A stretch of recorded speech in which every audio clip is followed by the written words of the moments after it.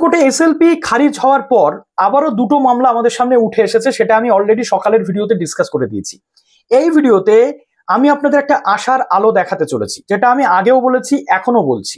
ঠিক আছে, প্রথম কথা হচ্ছে নতুনদের আদৌ কি কোনো জায়গা আছে এই নিয়োগে নাকি নেই, যদি নিয়োগটা শেষ পর্যন্ত হয়, পরীক্ষা যদি শেষ পর্যন্ত ঠিকঠাক ভাবে হয়, ডিসকাস করবো আজকের এই ভিডিওটাতে। যারা নতুন আছেন অবশ্যই চ্যানেলটিকে সাবস্ক্রাইব করে পাশে থাকা বেল আইকনটি ক্লিক করে দেবেন, যাতে সব তথ্যগুলো আপনার টাইম ফ্রেমে এখান থেকে পেয়ে যান।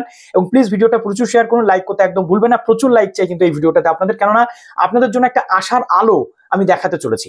তো প্রথমে আপনাদের একটা জিনিস বলে দিই, অনেকে বলছিলেন আমি নতুন পুরনো আলাদা করার চেষ্টা করছি। আমি কিন্তু নতুন পুরনো একদমই আলাদা করার চেষ্টা করছি না। নতুন পুরনো আলাদা তো সেদিনই হয়ে গেছিল যেদিন সুপ্রিম কোর্ট রায় দিয়ে দিয়েছিল, এবং আমি বারবার বলেছিলাম যে 2016 রেসপেক্টে যেহেতু রায়টা এসেছে, কাজেই 2016 আর 25-এর নতুন ক্যান্ডিডেটদের নিয়োগ প্রক্রিয়া আলাদা হওয়া প্রয়োজন, যাতে 25-এর ক্যান্ডিডেটদেরকে কোনো রকম সমস্যার মধ্যে না পড়তে হয়, নতুন ক্যান্ডিডেটদের মধ্যে কোনো সমস্যা তৈরি না হয়। কেননা পুরনো ক্যান্ডিডেটদেরকে যে বেনিফিট দেওয়া হবে, কিছু না কিছু বেনিফিট দেওয়া হবে, এটা আমি আগেই বুঝতে পেরেছিলাম, এবং এর ফলে নতুনরা যে ক্ষতিগ্রস্ত হবে সেটা আমি আগেই বুঝতে পেরেছিলাম বলেই আপনাদেরকে বলেছিলাম যে নতুনদের জন্য সেপারেট হলে মনে হয় ভালো হতো। আমি কিন্তু আলাদা করতে চাইনি, আলাদা করে দিল কে, সিস্টেম আলাদা করে দিল। কিভাবে আলাদা করে দিয়েছে? টিচিং এর যে 10 মার্কস এক্সট্রা, এটাই হচ্ছে সিস্টেমের দ্বারা তৈরি করা নতুন ভার্সেস পুরনোদের যে দ্বন্দ্ব, সেই দ্বন্দ্বটা। টিচিং এক্সপিরিয়েন্সের 10 নাম্বার যেহেতু এর মধ্যে ইনক্লুড আছে, নতুনরা প্রথম থেকেই এখানে বঞ্চিত হয়ে গেছে 10 নম্বরে। টিচিং এক্সপিরিয়েন্সের জন্য পুরনো যে শিক্ষক মহাশয়রা রয়েছেন, শ্রদ্ধেয় শিক্ষক মহাশয়রা, তাদেরকে আমরা শ্রদ্ধা করি। যোগ্য শিক্ষক মহাশয়রা যারা রয়েছেন তারা কিন্তু এগিয়ে থাকছেন কিছুটা হলেও। এবার প্রশ্ন হচ্ছে যে আমি আপনাদেরকে আজকে কি আশার আলো দেখাবো, তাই তো? প্রথম কথা আপনাদের বলি, সিট রয়েছে 35,000 প্লাস। 18,000 সিট রয়েছে কাদের জন্য? 18,000 সিট রয়েছে, অর্থাৎ নতুন যে সিট সেটা অ্যাড হয়েছে, আর পুরনো যে সিট সেটা 17,000 সামথিং, টোটাল মিলে হয়েছে 35,000 প্লাস সিট। এবার একসাথে করে নতুনরা চাইছিল একসাথে করে পরীক্ষা হোক, পুরনোরা চাইছিল নতুনরা যাতে এতে সুযোগ না পায়। মুদ্রাটা হয়ে গেছে এইখানে। কিন্তু নতুনরা যতই চেয়েছে একসাথে পরীক্ষা দিতে, পুরনোদের যখন সুবিধা দেওয়া হচ্ছে, কাজেই একটা কোলাপস সেখান থেকে তৈরি হয়ে গেছে। নতুনদের জন্য সুযোগের যে জায়গা সেটা আমি বলবো, যেটা আমি আগেও বলেছিলাম, যে পুরনো সিট আমি ধরে নিচ্ছি এখানে একটা 50-50 কন্ডিশন হয়ে গেছে। কিরকম 50-50 কন্ডিশন? 17,000 প্লাস যে সিট আছে, পুরনো সিট এবং নতুন সিট মিলে তো একসাথে করা হয়েছে। তাহলে পুরনো সিট যেটা 17,000 সামথিং আছে, যেখানে শিক্ষক মহাশয় আমি ধরে নিলাম 17,000, তারা পুরোপুরি ওই 17,000 সিটটা অ্যাকোয়ার করে নেবেন। তাহলেও বেঁচে থাকছে কটা সিট? 18,000 প্লাস, অর্থাৎ 50%-এর কিছু বেশি সিট নতুনদের জন্য বরাদ্দ আছে। তাহলে যদি পুরনোদের পরীক্ষা আলাদা হতো, তাহলে পুরনোদের ওই 17,000 সিটে পরীক্ষা নিতে হতো, আর নতুনদের যেহেতু অ্যাড করা হয়েছে, প্রচুর সিট থাকা সত্ত্বেও মাত্র 18,000, অনেক সাবজেক্টে সিট কমিয়ে দেওয়া হয়েছে। জেনারেল ক্যান্ডিডেটদের জন্য সুযোগ নেই বললেই চলে, যেটা আমরা দেখতে পাচ্ছি। প্রচুর সিট কমে গেছে নতুন পুরনো একসাথে মিশিয়ে দেওয়া সত্ত্বেও, যার ফলে একটা সমস্যা তৈরি হচ্ছে। কিন্তু কিছু করার নেই। এমতো পরিস্থিতিতে আদালতের রায় যখন নতুনদের বিপক্ষে গেছে, কাজেই এখন নতুনদের কাছে আসার আলো একটাই, 50-50-তে, অর্থাৎ তোমাদের জন্য যে 18,000 সিট সেটা বরাদ্দ, সেটাকেই তোমাদের পাখিচ্য করতে হবে। আমি ধরে নিচ্ছি যে 17,000 শিক্ষক ওই 10 নম্বর টিচিং এক্সপিরিয়েন্স নিয়ে 17,000 সিট পুরো পূরণ করে দেবে, কিন্তু তাও 18,000 সিট থাকবে। যদি এটা হতো যে 17,000-এর জন্য 16 আলাদা পরীক্ষা, 25-এর আলাদা পরীক্ষা, তাহলেও তো তোমাদের 18,000 সিটেই লড়তে হতো। তোমরা মনে করো সেই 18,000 সিটটা তোমাদের, সেই সিট অনুযায়ী 50-50 যে রেশিও আছে সেটা নিয়ে তোমরা চলো। এবার আমি বলছি না যে 17,000 পুরো সিট 17,000 শিক্ষকই পূরণ করে দেবেন, মেবি সেখান থেকে 1-2,000 সিট নতুনদের জন্য বেরোলেও বেরোতে পারে। তাই আশা এখনো শেষ হয়ে যায়নি, এর জন্য প্রচুর তোমাদের পড়াশোনা করতে হবে। আমি ধরে নিচ্ছি টিচাররা 10 নম্বর এক্সপিরিয়েন্স পেয়ে অনেক কিছু ফায়দা পেয়ে তারা এগিয়ে যাবেন, কিন্তু 17,000-এর বেশি তো তারা যেতে পারবেন না। বাকি রেস্ট অফ 18,000 সেটা কিন্তু তোমাদের জন্যই বুকড, এবং তার জন্য তোমাদের কিন্তু পড়াশোনা করতে হবে। এবার এর মধ্যে অনেক আনুষঙ্গিক বিষয় চলে আসবে, সেটাও বলে দিচ্ছি।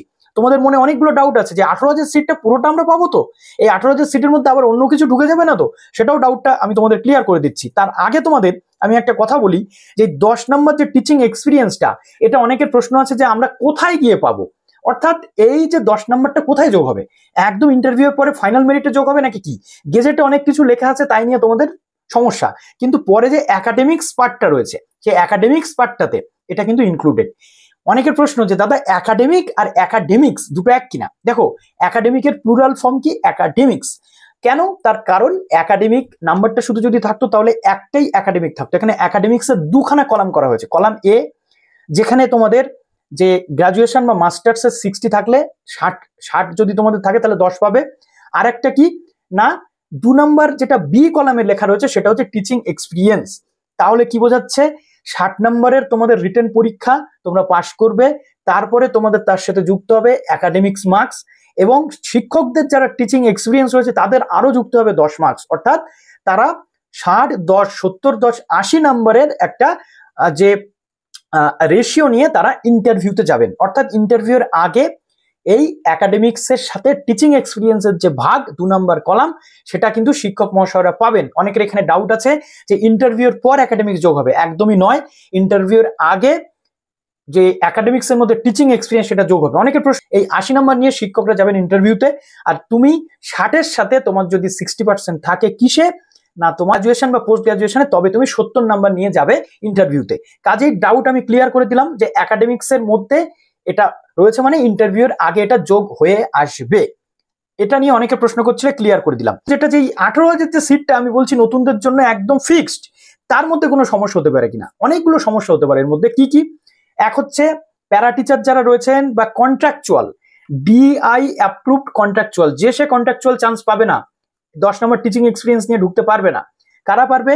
ডিআই অ্যাপ্রুভড যে কন্ট্রাকচুয়াল টিচার। এবার অনেক জায়গাতে আমরা এরকম শুনতে পাচ্ছি, বিভিন্ন রকমের গুজব হতে পারে বা সত্যিও হতে পারে, এটা তোমরা তোমাদের এরিয়াতে একটু সতর্ক থেকো।